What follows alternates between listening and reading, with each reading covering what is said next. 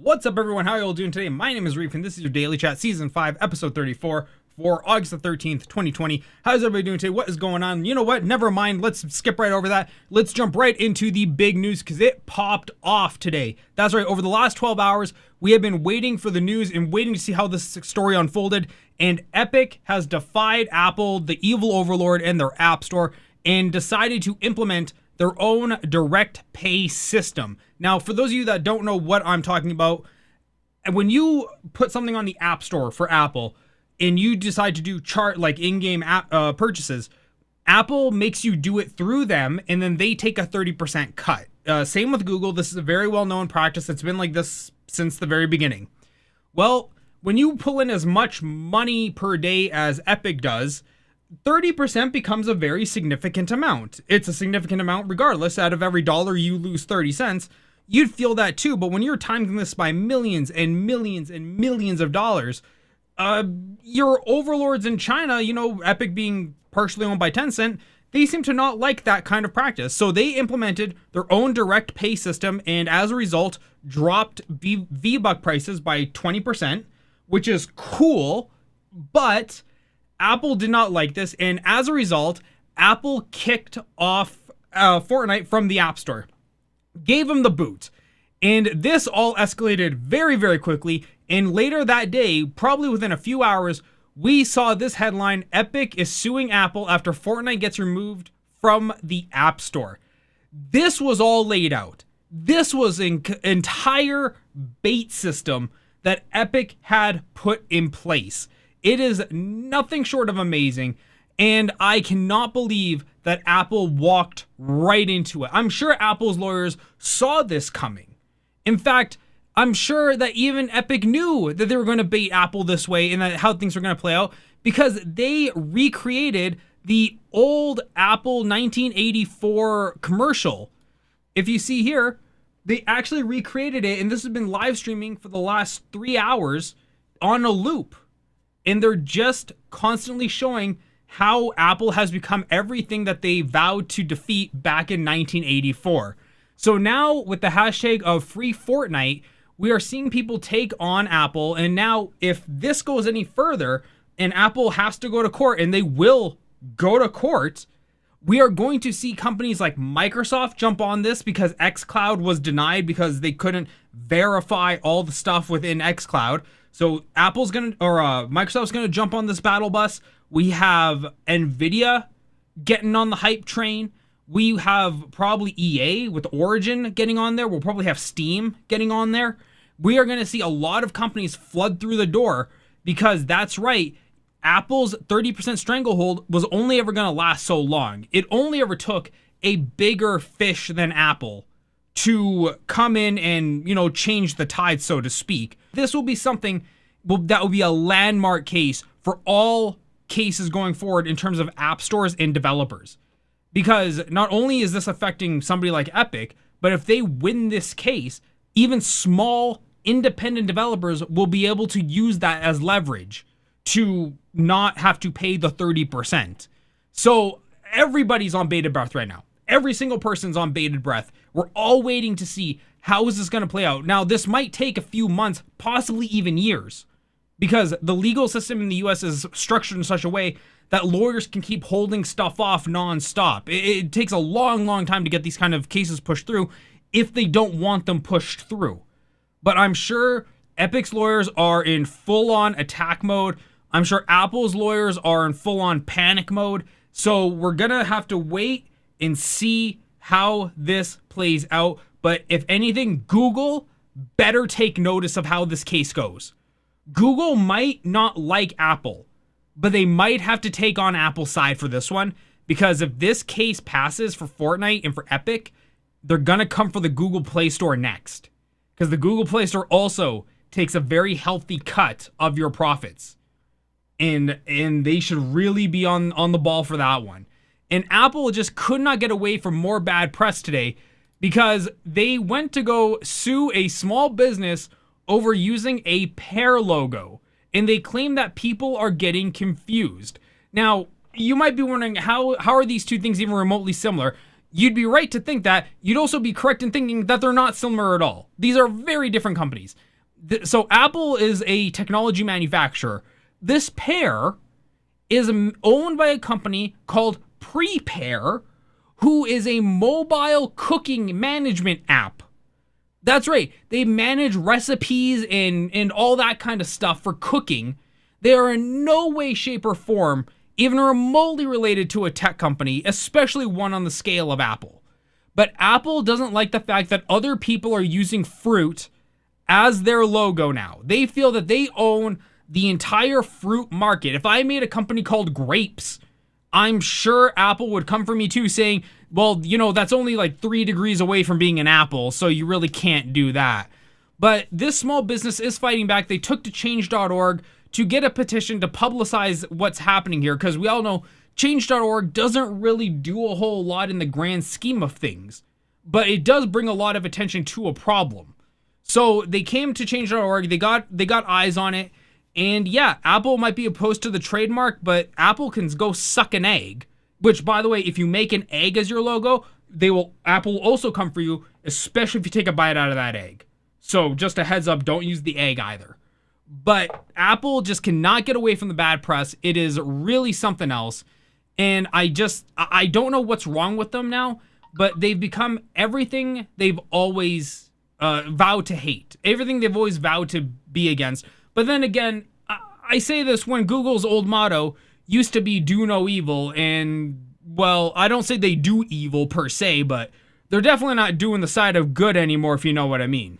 Okay, and if we come into our last story of today, we can see that Microsoft's new Surface Duo phone, but they don't want to call it a phone, is coming out at the $13.99 price point.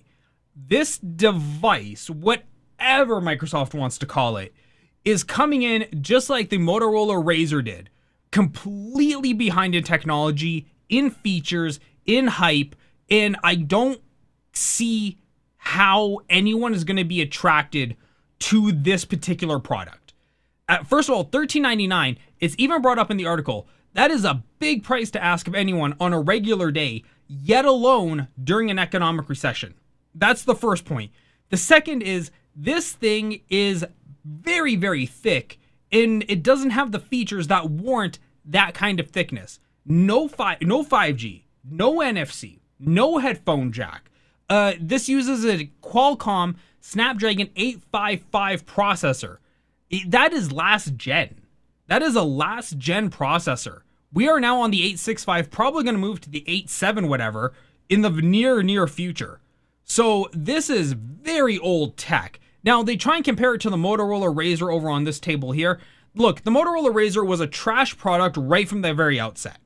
It was trying to ride the hype the same way Linksys tried to remarket that RT45 blue switch or blue router that everybody had back in the 90s. It tried to ride the hype train. That was trash and nobody wanted it. Well, Microsoft says they invested a lot of money in the Hinge, which, okay, good job. And that this is not a phone. It's a product meant for it's a product meant for productivity. So your camera is not going to be great.